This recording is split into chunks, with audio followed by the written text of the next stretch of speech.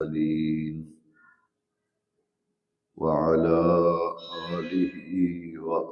وأصحابه أجمعين. أما بعد فأعوذ بالله من الشيطان الرجيم. بسم الله الرحمن الرحيم. الذين يذكرون الله قياما وقعودا وعلى جنوبهم صدق الله مولانا العظيم. إن الله وملائكته يصلون على النبي يا أيها الذين آمنوا صلوا عليه وسلموا تسليما. الصلاة والسلام عليك يا سيدي يا رسول الله وعلى آلك وأصحابك يا سيدي يا خاتم النبيين. سامعین محترم، مسجد غوثیہ میں محفل ذکر میں ہم سب حاضری کی سعادت حاصل کر رہے ہیں۔ اللہ تبارک و تعالی کا ذکر ایک ایسی سرمدی اور ابدی دولت ہے۔ قرآن مجید میں اللہ تبارک و تعالی نے جا بجا اپنا ذکر کرنے کی ہمیں تعلیم دی اور تلقین کی۔ ایک آیت کریمہ میں اللہ سبحانہ و تعالی نے فرمایا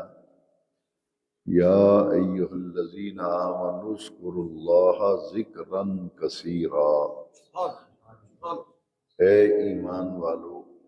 اپنے اللہ کا ذکر کثرت سے کیا کرو، اپنے اللہ کو بہت زیادہ یاد کیا کرو۔ فَسَبِّحُوهُ بُكْرَةً وَأَصِیلًا۔ صبح بھی اللہ کی تسبیح بیان کیا کرو اور شام کو بھی اللہ کی تسبیح بیان کیا کرو۔ سبحان اللہ کے مبارک الفاظ کو تسبیح کہتے ہیں۔ اس آیت مقدسہ میں اللہ کریم نے صبح بھی تسبیح پڑھنے کا حکم دیا اور شام کو بھی اپنی تسبیح بیان کرنے کا حکم دیا۔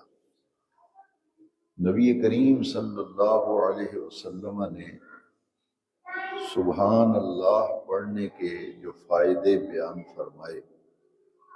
ان میں سے مسلم شریف کی ایک مشہور و معروف حدیث ہے کہ نبی کریم صلی اللہ علیہ وسلم نے فرمایا جس شخص نے سورج نکلتے وقت 100 مرتبہ پڑھا سبحان اللہ و بحمدہ، اور سورج غروب ہوتے وقت 100 مرتبہ پڑھا سبحان اللہ و بحمدہ، فرمایا اس کے گناہ اگرچہ سمندر کی جھاگ کے برابر ہوں تو اللہ تبارک و تعالی معاف فرما دیتا ہے۔ اسی طرح قرآن مجید میں صبح اور شام اللہ کی تسبیح بیان کرنے کی تعلیم اور تلقین کی گئی۔ حکم دیا گیا کہ صبح بھی اللہ کی تسبیح بیان کیا کرو، شام کو بھی اللہ کی تسبیح بیان کیا کرو۔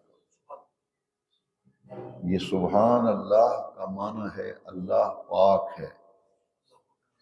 ہر عیب، ہر نقص، ہر خامی سے اس کی ذات پاک ہے۔ تو اللہ کی تقدیس، اس کی پاکی کا اعلان کرنا اور بیان کرنا، یہ قرآن مجید میں اس کی طرف بار بار توجہ دلائی گئی۔ اور ذکر اللہ تبارک و تعالی نے قرآن مجید میں نماز کو بھی اپنا ذکر قرار دیا۔ جہاں نماز کی ادائیگی کی ہمیں حکم دیا گیا، وہاں اسے اپنا ذکر قرار دیا، اقم الصلاۃ لذکری،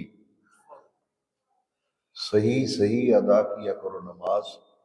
میرے ذکر کے لیے، میری یاد کے لیے۔ اس سے معلوم یہ ہوا کہ اگر کوئی بندہ اللہ کا ذکر کرنے کا شوق رکھتا ہو، ذوق رکھتا ہو، اس کی تمنا اور آرزو اور خواہش ہو کہ میں اپنے رب کو یاد کروں، میں اپنے رب کا ذکر کروں، تو اس کے لیے دین کے اندر سب سے بڑا کام جو ہے وہ عمل صلاۃ ہے، نماز کی ادائیگی۔ یہ اللہ تعالیٰ کا سب سے بڑا ذکر ہے۔ اسی طرح قرآن مجید کو بھی اللہ کریم نے ذکر فرمایا۔ ایک آیت مقدسہ میں اللہ کریم نے فرمایا نحن نزلنا الذکر وَإِنَّا لَهُ لَحَافِظُونَ، ہم نے اس ذکر کو یعنی قرآن مجید کو ہم نے نازل کیا اور ہم ہی اس قرآن مجید کی حفاظت کریں گے۔ تو نماز بھی اللہ کا ذکر ہے اور قرآن بھی اللہ کا ذکر ہے، لہذا ہمیں اس بات کی تعلیم قرآن مجید میں دی گئی، حکم دیا گیا لا تکونوا کالذین نسوا اللہ، بے نیاز رب نے فرمایا ان لوگوں کی طرح نہ ہو جانا جنہوں نے اپنے رب کو بھلا دیا ہے، جنہوں نے اپنے رب کو فراموش کر دیا ہے۔ تو ان دونوں آیتوں سے پتہ یہ چلا کہ اللہ کی مخلوق میں دو طرح کے انسان ہیں، ایک وہ جو اپنے رب کو یاد رکھتے ہیں، اپنے رب کا ذکر کرتے ہیں، اپنے رب کریم سے تعلق ہمیشہ مستحکم کرنے کے لیے کوشش، محنت، مشقت اور ریاضت کرتے ہیں، اور کچھ ایسے بندے ہیں جنہوں نے اپنے رب کو فراموش کر دیا ہے، اپنے رب کو وہ بھول گئے۔ تو اللہ کریم نے فرمایا لا تکونوا کالذین نسوا اللہ، ان لوگوں کی طرح نہ ہو جانا جنہوں نے اپنے رب کو بھلا دیا ہے، جنہوں نے اپنے رب کو فراموش کر دیا ہے۔ تو جس شخص کو 5 وقت کی نماز کی ادائیگی کی توفیق ملے اور روزانہ قرآن شریف کی تلاوت کی توفیق ملے، وہ خوش نصیب آدمی ہے، اس کا نام اس فہرست میں لکھا جاتا ہے جو اللہ کو یاد کرنے والے ہیں، جو اللہ کا ذکر کرنے والے ہیں۔ اور جو شخص اللہ کے ذکر سے منہ موڑتا ہے، اعراض کرتا ہے، اللہ کے ذکر سے غافل ہو جاتا ہے، پیچھے ہو جاتا ہے، ذکر کی رغبت نہیں رکھتا، اس کے اندر کسی درجے میں بھی ذکر کی طرف کوئی رغبت نہیں، کوئی ذوق نہیں، کوئی شوق نہیں، تو اس کی سزا جو ہے وہ بھی قرآن مجید میں بیان کی گئی۔ اللہ کریم نے فرمایا من اعرض عن ذکری فإن له معیشة ضنکا وَنَحْشُرُهُ يَوْمَ الْقِيَامَةِ أَعْمَى،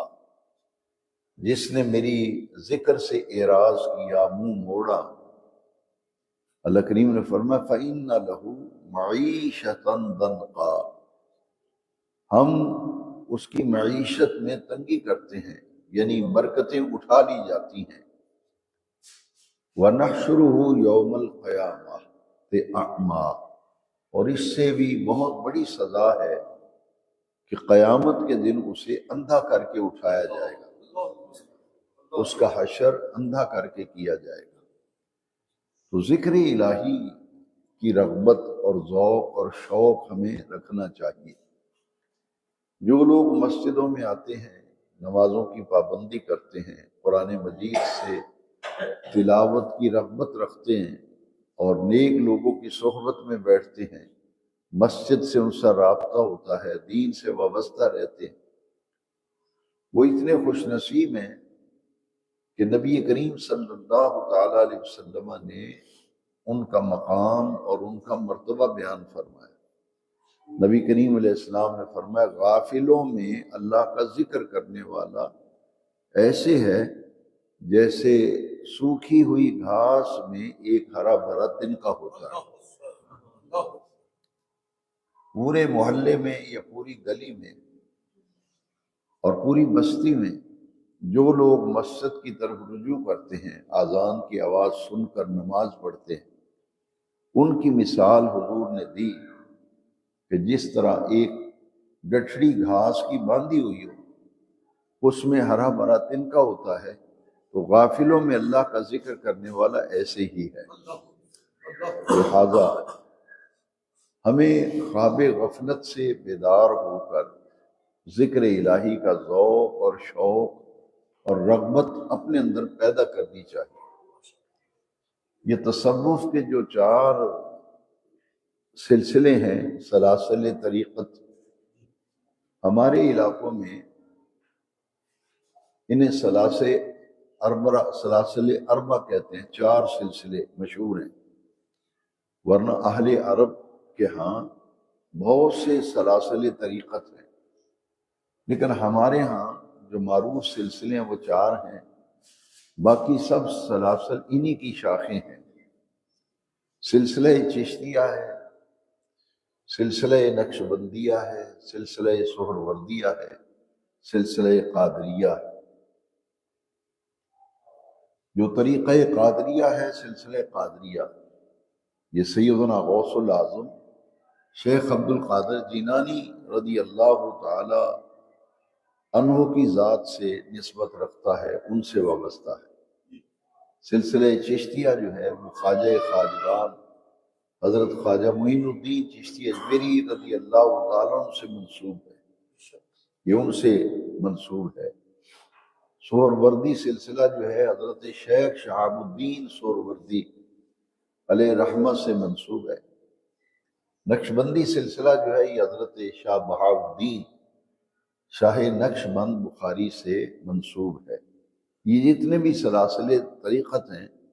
ان سب کی اصل جو ہے وہ یہ ہے کہ لوگوں کو اللہ کے ذکر کی طرف دعوت دی جائے، اللہ کے ذکر کی طرف بلایا جائے، لوگوں کے دلوں میں اللہ کے ذکر کا ذوق، شوق، محبت پیدا کی جائے تاکہ لوگ اللہ کا ذکر کرنے والے بن جائیں۔ کیونکہ ہم سب یہ جانتے ہیں، اس حقیقت سے کوئی انکار نہیں کرتا کہ دنیا فانی ہے، چند روزہ ہے، دائمی اور ابدی زندگی آخرت کی زندگی ہے۔ جس شخص کو اس دنیا کی فانی اور عارضی زندگی میں ذکر کا ذوق، شوق، لذت، کیف مل جاتا ہے، اتنا بڑا فائدہ ہے کہ جب موت کا وقت آئے گا تو موت کے وقت اس کی زبان پر بھی اللہ کا ذکر جاری ہو جائے گا۔ حضور نے فرمایا، من کان آخر کلامہ لا الہ الا اللہ دخل الجنہ، جس کا آخری کلام لا الہ الا اللہ ہوا وہ جنت میں داخل ہوگا۔ یعنی جس کو مرتے وقت کلمہ طیبہ اس کی زبان پہ جاری ہوگا تو وہ اس کا خاتمہ ایمان پر ہوا ہے، اور جس کا خاتمہ ایمان پر ہوگا وہ یقیناً جنتی ہوگا۔ تو جو زندگی میں اللہ کے ذکر کی طرف کسی درجے میں بھی اس کے اندر کوئی شوق ہی نہیں، اس کے اندر ذوق ہی نہیں، نہ نماز کی رغبت، نہ نماز کی طرف توجہ، نہ قرآن مجید کی تلاوت کی طرف توجہ، نہ اہل اللہ کی صحبت میں بیٹھنے کی کوئی دلچسپی، تو وہ پھر محروم رہتا ہے۔ ذکر اللہ کی بڑی برکتیں ہیں۔ آپ غور کریں کہ حضرت معاذ رضی اللہ تعالیٰ عنہ، معاذ بن جبل رضی اللہ عنہ، انہوں نے نبی کریم علیہ السلام سے ایک مرتبہ یہ درخواست پیش کی، یہ التجا کی، یہ عرض کی کہ یا رسول اللہ صلی اللہ علیہ وسلم مجھے کوئی نصیحت فرمائے، مجھے کوئی نصیحت فرمائے تاکہ اس پر عمل کر کے میں دنیا اور آخرت کی زندگی کو سنوار لوں۔ تو حضور نے انہیں کیا نصیحت فرمائی، یہ بڑے غور سے حدیث شریف سنیے۔ حضور نے فرمایا، ان تموت ولسانک رطب بذکر اللہ عز وجل، جب تجھے موت آئے تو تیری زبان اللہ کے ذکر سے تر ہو۔ جی یہ لفظ بڑے پیارے ہیں کہ موت اس حالت میں آئے کہ جب تیری روح پرواز کر رہی ہو، تیری جان جسم سے نکل رہی ہو، تو تیری زبان اللہ کے ذکر سے تر ہو۔ تو اللہ کے ذکر سے زبان اسی کی تر ہوگی جس کو دنیا میں اللہ کے ذکر کا شوق ہوگا اور اس کی زبان پر ذکر الہی اکثر و بیشتر جاری رہتا ہوگا، تو آخر وقت میں اس کو ہی ذکر الہی کی توفیق میسر آئے گی۔ اس لیے آج کی محفل ذکر اسی لیے منعقد کی گئی کہ یہ پیغام خاص طور پر نوجوان نسل تک پہنچانے کے لیے اور دین کی طرف دعوت دینے کے لیے اور دین کی تبلیغ کے لیے عالمی ادارہ نور الاسلام ایک ایسا ادارہ قائم کیا گیا کہ جس کے پلیٹ فارم سے لوگوں کو تعمیری کام کرنے کی طرف دعوت دی جائے۔ دعوت محبت وہ یہ ہے کہ اس دور میں دینی طبقات میں نفرتوں کو پھیلایا جا رہا ہے، نفرتیں، انتشار، افتراق اور نفرت کا ماحول پیدا کیا جا رہا ہے۔ اس لیے چند ایسے مخلص احباب اللہ کرے قوم میں تیار ہو جائیں، اور اس کی طرف لوگوں کی رغبت بھی ہو رہی ہے کہ تعمیری کام کیا جائے، نفرتیں مٹائی جائیں، لوگوں کو ایک دوسرے کے قریب کیا جائے، محبت کا درس دیا جائے، اخوت کا پیغام دیا جائے، اور کوشش یہ کی جائے کہ بے عملی کی دلدل میں جو ہم پھنس چکے ہیں، اس وقت ہم مسلمان جو ہیں کہلاتے ہیں، ہم بے عملی کی دلدل میں پھنسے ہوئے ہیں، عمل بہت کمزور ہو گیا اور ہماری عملی زندگی بھی کمزور ہو گئی۔ ہم صرف دعووں کی حد تک، ہر شخص دعویٰ کر رہا ہے، اس دعوے پر اس کا عمل جو ہے وہ دلیل ثابت نہیں ہو رہا۔ اس لیے اب دعووں کی ضرورت نہیں، اب عمل کی ضرورت ہے، اور عمل کا وقت بڑا تھوڑا ہے، عمل کا وقت بڑا تھوڑا ہے۔ اس کے لیے میں اکثر و بیشتر جب دین کی دعوت کے لیے نکلتا ہوں تو میں یہ کہتا ہوں کہ ہم میں سے ہر شخص یہ غور کرے کہ جتنی زندگی آپ لوگ جتنے حاضرین اس وقت موجود ہیں محفل ذکر میں، اپنی عمر دیکھیں کہ آپ کی کتنی عمر ہے، میں بھی دیکھوں کہ میں عمر کی کس اسٹیج پہ ہوں، کتنی میری زندگی گزر گئی، کتنے سال زندگی کے میں گزار بیٹھا۔ اب جو باقی زندگی ہے اس کی کسی کے پاس کوئی گارنٹی نہیں، یہ ہے اصل سمجھنے والی بات۔ اس لیے میں یہ کہتا ہوں کہ ایک شخص کی عمر اگر 50 سال ہے، 45 سال ہے، 40 سال ہے، 40 سال عمر گزر جائے، 40 سال، تو پھر بھی بندے کے اندر کوئی تبدیلی نہ آئے تو اس کو اپنی زندگی پر ندامت اور شرمندگی کا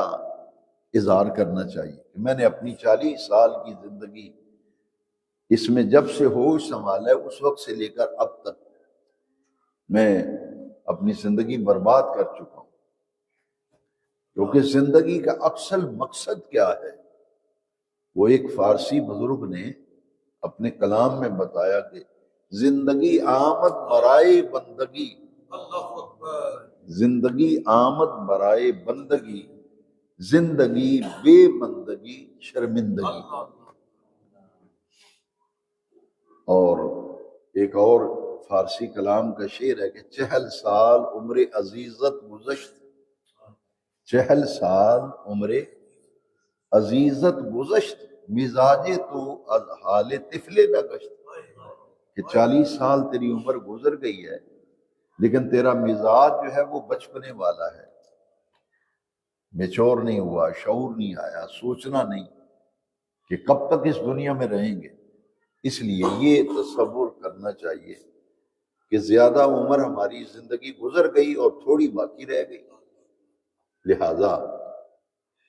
ہمیں دین کی طرف رغبت کرنی چاہیے، دین سے وابستہ ہونا چاہیے۔ ہم میں سے ہر شخص یہ عزم کر لے کہ میں اپنی ذات میں دین لاؤں گا، اپنی ذات پر دین کو لے کے آؤں گا، اپنے گھر میں دین لے کے آؤں گا، اپنے ماحول میں دین لے کے آؤں گا، تبدیلی پھر آئے گی۔ لیکن جب ہم اپنے آپ کو بدلنا نہیں چاہتے، تبدیلی نہیں لانا چاہتے، ہماری زندگی کبھی صحیح راستے پہ نہیں چل سکتی۔ میں قرآن مجید کی ایک آیت کریمہ کا حوالہ دوں گا کہ اللہ تعالیٰ اس قوم کی حالت کو تبدیل نہیں فرماتا جب تک وہ اپنے آپ کو خود بدلنے کی کوشش نہ کرے۔ ان اللہ لا یغیر بقوم، اس کی حالت کو اللہ تعالیٰ تبدیل نہیں کرتا حتی یغیروا بانفسکم، جب تک اپنے آپ کو تبدیل نہیں کریں گے تو تبدیلی کیسے آئے گی؟ اس لیے اسی محفل ذکر جو عالمی ادارہ نور الاسلام کا یہاں ماشاءاللہ خوبصورت اہتمام کیا دفتر کا، ہمارے بہت پیارے برادر طریقت اور ہمارے رفیق جناب محمد شفیق صاحب، ان کے ساتھی، ان کے احباب، ان کی کوششوں اور محبتوں سے، اور صاحبزادہ محمد محتشم رضا نوری قادری، ان کی شبانہ روز جد و جہد اور کاوش سے عالمی ادارہ نور الاسلام جو ہے وہ الحمدللہ دن بدن بہتری اور ترقی کی طرف ادارہ چل رہا ہے، اور اس کا بنیادی مقصد یہ ہے کہ ہم تحریر اور تقریر، دو ذریعے ہیں دین کی تبلیغ اور دین کو پھیلانے کے لیے، عمومی طور پر دو بیسک ذرائع ہیں، ایک ہے تقریر اور ایک ہے تحریر۔ تو ہم درس قرآن و حدیث کا مبارک سلسلہ مختلف شہروں میں، مختلف جگہوں پہ شروع کیا ہے، اور اس کا مقصد یہ ہے کہ ہر مہینے یاران طریقت جو ہمارے ساتھ وابستہ ہیں، سلسلہ بیت میں داخل ہیں، ان کے لیے تو لازم ہے، باقی وہ کوشش کریں کہ جو دوسرے دوست مسلمان دینی بھائی ہیں ان کو اس دین کی دعوت میں، دین کی طرف لائیں، اس درس قرآن و حدیث میں اصلاحی اور عملی پہلو بیان کیے جائیں تاکہ لوگوں کے اندر اللہ تبارک و تعالیٰ کی خشیت، اللہ کریم کا خوف اور تقوی پیدا ہو، اور پیارے نبی کریم علیہ السلام کی محبت ہو۔ جس شخص میں خوف الہی اور خشیت الہی تو موجود ہو لیکن حضور سے محبت نہیں ہے، حضور سے کوئی پیار، حضور کا احترام اور عقیدت کے جذبات اس کے دل میں موجود نہیں ہے، تو اس کا تقوی، جو جسے وہ تقوی سمجھ رہا ہے، وہ نافع نہیں ہو سکتا، وہ فائدہ نہیں ہو سکتا۔ یہ تقوی اور طہارت کا دعویٰ اس وقت سچا ثابت ہوگا جب دل میں پیارے آقا کریم صلی اللہ علیہ وسلم کی محبت، حضور کے احترام، حضور کا پیار ہوگا۔ اس لیے دو چیزیں سامنے رکھ کر ادارہ قائم کیا گیا تھا، خشیت الہی، خوف الہی، تقوی، طہارت، تقدس ہمارے مزاج کے اندر پیدا ہو، اس کے لیے اور حضور کی محبت کو پھیلایا جائے، دلوں کے اندر عشق رسول کی دولت و نعمت کو اجاگر کیا جائے، اسلامی شعور اور اسلامی روح نوجوانوں میں بیدار کی جائے، اور صحیح اسلامی روح تب بیدار ہو سکتی ہے جب نبی کریم علیہ السلام کی محبت کو فروغ دیا جائے۔ تو یہ فروغ محبت رسول کی ایک تحریک ہے جس کے لیے دو پلیٹ فارم ہم نے اس وقت جن پہ کام شروع کیا ہے، ایک تحریر اور ایک تقریر، درس قرآن و حدیث، اور اس کے ساتھ بزرگان دین کے ایام منائے جائیں، مثلا سیدنا صدیق اکبر کا وصال ہو، ان دن آئے، فاروق اعظم کے دن کا وصال، ان کے شہادت کا دن آئے، حضرت عثمان غنی، حضرت سیدنا مولا علی کرم اللہ تعالی، ان کی شہادتوں کے دن آئیں، تو اس موقع پر ہم اپنی اپنی سطح پر اپنے اپنے علاقے میں تقریبات منعقد کیا کریں، ان کی یاد میں محفلیں منعقد کیا کریں۔ اسی طرح نبی کریم صلی اللہ علیہ وسلم کے میلاد پاک، آپ کے معراج شریف کی رات، میلاد شریف کے موقع پر، معراج شریف کے موقع پر محافل کا اہتمام و انعقاد کیا جائے، اور ان محافل کے ذریعے، تقریر کے ذریعے لوگوں تک دین پہنچایا جائے، دین پھیلایا جائے۔ اور دوسرا ذریعہ ہے تحریر۔ اس کے لیے عالمی ادارہ نور الاسلام کے پلیٹ فارم سے ہر 3 ماہ کے بعد ایک میگزین، ایک رسالہ جان رحمت جو ہے وہ شائع ہوتا ہے۔ ابتداً یہ ماہنامہ تھا، پھر موجودہ دور میں لٹریچر کی اشاعت کے لیے جس درجے کے وسائل کی ضرورت ہے وہ ادارے کے پاس نہیں تھے، اس لیے ہم نے اس رسالے کو سماہی کر دیا ہے کہ کم از کم ہر 3 ماہ کے بعد ہم تحریر کے ذریعے دین پھیلائیں۔ پھر موقع بموقع جیسے جیسے ضرورت پڑتی ہے، احتیاج ہوتی ہے، تو جن موضوعات پر کام کرنے کی ضرورت ہے، بہت سے موضوعات پہ بہت سے ادارے علماء کام کر رہے ہیں، لیکن جس سطح پہ ہمارا کام ہے اس سطح پہ جن چیزوں کی ضرورت ہوتی ہے پھر ہم وہ پرنٹ کرواتے ہیں، پمفلٹ، رسالے، کتابیں، تاکہ وہ ان کے ذریعے سے بھی نوجوان نسل تک دین کی آواز پہنچائی جائے۔ یہ اس لیے ضروری ہے کہ میرے نبی کریم صلی اللہ علیہ وسلم کی ایک بڑی پیاری اور معروف حدیث ہے، اور اس کے لیے جتنے بھی ہمارے وابستگان ہیں جو ہمارے ساتھ تعلق رکھتے ہیں، ان سب کے لیے میں یہ پیغام دیتا ہوں، اور آج کے بیان کے ذریعے بھی ان تک یہ پیغام پہنچانا چاہتا ہوں کہ ہم سب کو مل جل کر اس حدیث پر عمل کرنے کے لیے کمر بستہ ہو جانا چاہیے، ہمیں تیار ہو جانا چاہیے۔ وہ میرے آقا کی حدیث پاک ہے کہ اگر تم ایک بات بھی تمہارے تک پہنچے، بلغوا انی ولو آیا، حضور نے فرمایا میری ایک بات بھی اگر تم تک پہنچتی ہے تو اس بات کو پھر آگے پھیلا دو۔ کہ حضور کی کوئی حدیث آپ نے سنی، نبی پاک کا کوئی کلام ہم نے سنا، تو ہمیں اپنے سینے میں ہی لے کے بیٹھے نہیں رہنا چاہیے، بلکہ اس حدیث پاک کو، حضور کے اس فرمان کو، حضور کے ارشاد کو اپنے دوست احباب میں بیان کرنا چاہیے۔ بلغوا انی ولو آیا، اس حدیث کو آگے بیان کرو، اسے پھیلاؤ۔ موجودہ دور میں آپ دیکھتے ہیں کہ کم و بیش ہر شخص جو ہے وہ انٹرنیٹ سے وابستہ ہے، موبائل کا استعمال عام ہے۔ اس کا ایک بہترین ذریعہ ہے کہ جب آپ کا دل مطمئن ہو کہ یہ جو دین کا پیغام، دین کی دعوت اور کوئی حدیث پاک مجھ تک پہنچی ہے اور وہ صحت کے اعتبار سے بالکل صحیح ہے، اسے پھر آگے شیئر کریں، زیادہ سے زیادہ پھیلائیں۔ اس کا فائدہ یہ ہوگا کہ جتنی غلط فہمیاں پھیلائی جاتی ہیں ان باتوں کو آپ دوست احباب میں زیادہ سے زیادہ پھیلائیں گے، شیئر کریں گے، بیانات،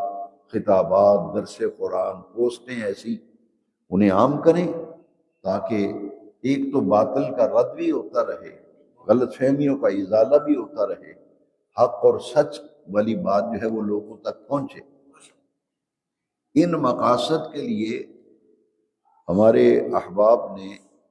ایک فیس بک پہ جو آئی ڈی بنائی ہے یاران طریقت کے نام سے، اس پر ہمارے دروس قرآن، خطبات جمعہ اور دیگر بیانات اس میں یہ اپلوڈ ہوتے رہتے ہیں، اور ان میں جو مضامین آپ کو اچھی طرح سمجھ میں آ جائیں کوشش کیا کریں کہ اسے آگے زیادہ سے زیادہ شیئر کیا جائے، پھیلایا جائے۔ الحمدللہ اس وقت ہزاروں کی تعداد میں لوگ جو ہیں وہ ان دروس سے اور خطبات سے، بیانات سے، ہمارے لٹریچر سے وہ فیضیاب ہو رہے ہیں الحمدللہ۔ لیکن اس کام کو تھوڑا سا مربوط اور مضبوط کرنے کے لیے الحمدللہ، چونکہ صاحبزادہ محمد محتشم رضا صاحب اسی مسجد غوثیہ میں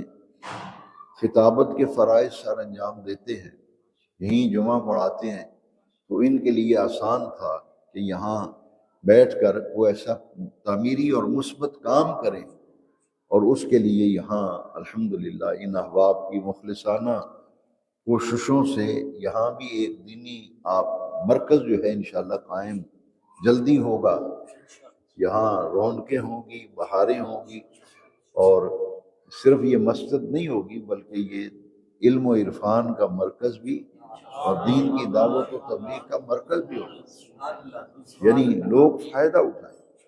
لوگوں کو دینی فائدہ ہو۔ اس کے لیے سب کو کوشش بھی کرنی ہے، محنت بھی کرنی ہے، اور دین کی دعوت کا سلسلہ رکنا نہیں چاہیے، اسے پھیلانا چاہیے۔ تو اس کے لیے بڑے عرصے سے ہمارے بھائی شفیق صاحب کی یہ خواہش تھی کہ کم از کم ہفتے میں ایک دن کے لیے آپ سانگلہ آئیں، کیونکہ ملاقات کے لیے لوگوں کو آنے جانے میں جو دقت ہوتی ہے دور سفر کر کے، اس کے لیے آسانی ہوگی کہ یہاں کے اور گرد و نواح کے احباب جو ہیں قرب و جوار کے، وہ کم از کم 10-15 کلومیٹر تک چاروں طرف جو لوگ دوست احباب وابستگان رہتے ہیں ان سے لیے ملاقات آسان ہو جائے گی۔ اس کے لیے الحمدللہ باہمی مشاورت سے ہفتے کا دن ہم نے مقرر کیا ہے۔ تو ہر جمعے کے دن شاہکوٹ میں جمعے کے موقع پہ حاضر ہوتا ہوں، تو وہ جمعے میں چونکہ رش کافی ہوتا ہے تو بہت سے لوگ بات نہیں کر پاتے رش کی وجہ سے۔ بہت سے امور ایسے ہوتے ہیں کہ لوگ چاہتے ہیں کہ خلوت میں ہم بات کریں اپنے معاملات، تو اس کے لیے مواقع میسر نہیں آتے تھے، اور یہاں اس لیے پھر ہم نے کوشش کی کہ یہاں دینی مرکز قائم ہو۔ عالمی ادارہ نور الاسلام کا یہاں آج دفتر کا افتتاح بھی اس حلقہ ذکر کے ذریعے ہو رہا ہے، اور انشاءاللہ ہر ہفتے کے دن یہاں میری حاضری ہوا کرے گی۔ تو انشاءاللہ العزیز تو آپ نے دیکھا کہ صاحبزادہ محمد محتشم رضا صاحب نے اس کی ٹائمنگ بھی آپ کو دے دی ہے، تو اس میں تھوڑی سی یہ تبدیلی ہے کہ تاکہ دوستوں کو یہاں پہنچنے میں آسانی رہے، وہ ٹائم تھوڑا سا زیادہ کر رہے ہیں کہ 8:30 بجے تک، 8:30 تک دوست یہاں پہنچ جائیں جو ملاقات کرنا چاہتے ہیں، جن کا کوئی مسئلہ ہو یا ویسے کوئی روحانی اسباق لینا چاہتے ہیں اور منازل کے لیے اسباق آگے چلانے پڑتے ہیں، وہ بھی اس سلسلے میں یہاں ملاقات کر سکتے ہیں، انشاءاللہ آسانی رہے گی۔ کوشش یہ کریں کہ بیعت ہونے کے بعد لوگ سٹاپ کرتے ہیں، آگے نہیں چلتے، بس یہی کہ بیعت ہو گئے کہتے ہیں ہم جی مرید ہو گئے، جبکہ مرید ہونے کے لیے وہ جو اسباق ہیں ان کی پابندی ضروری ہوتی ہے، اور پھر ان اسباق کے بعد اگلا سبق، پھر اگلا سبق، پھر اب اگلا سبق لینا چاہیے۔ اس لیے بیعت کے مقاصد، اس کے لیے انشاءاللہ العزیز جو ہمارا تصوف اور طریقت پہ لٹریچر ہے وہ بھی بڑی جلدی کچھ رسائل سامنے آئیں گے اور پرنٹ ہوں گے، تو یہ تعلق، یہ رابطہ مضبوط و مستحکم رہنا چاہیے۔ اس کے لیے جن احباب کو ملاقات کے لیے شکایت رہتی تھی اور وہ چاہتے تھے کہ ہمیں کچھ وقت ملے، تو انشاءاللہ العزیز مجھے امید ہے یہاں 15-20 کلومیٹر تک چاروں طرف لوگوں کو یہاں آنے میں بھی آسانی ہوگی انشاءاللہ العزیز۔ تو آپ سے میں عرض کروں گا کہ اسباق کے طریقت جو ہیں ان کی طرف بھی توجہ دیجیے، اور مل جل کر اس ادارے کو مضبوط اور مستحکم کریں۔ الحمدللہ یہ مختصر وقت میں یہ مسجد آپ دیکھ رہے ہیں، بہت چھوٹی سی مسجد تھی، ہمارے محمد شفیق صاحب نے بڑی محنت کی اور بڑی کوشش کی، ان کی کاوش ہے کہ یہ خوبصورت مسجد آپ دیکھ رہے ہیں بڑی جلدی، چھوٹے سے محلے اور بستی میں بڑی جلدی یہ کام ہوا ہے۔ اللہ ان کی مساعی جمیلہ کو قبول فرمائے، ان کے لیے توشہ آخرت بنائے، اور جس دینی بھائی نے مسجد کی بنیاد رکھنے سے لے کر اب تک کوشش کی ہے، محنت کی ہے، تعاون کیا ہے، خرچ کیا ہے، اللہ سب کو رزق وافر عطا فرمائے۔ تو میری یہی گزارشات تھی۔ اب چونکہ ساتھ ہمارے عالمی ادارہ نور الاسلام کے دفتر کی افتتاحی تقریب بھی ہے، اور یہ تقریب اللہ کے ذکر سے افتتاح ہو رہا ہے، تو میں گزارش کروں گا، محتشم رضا صاحب ہی حلقہ ذکر کراتے ہیں ہم سب کو، بعد میں انشاءاللہ دعا کرتے ہیں۔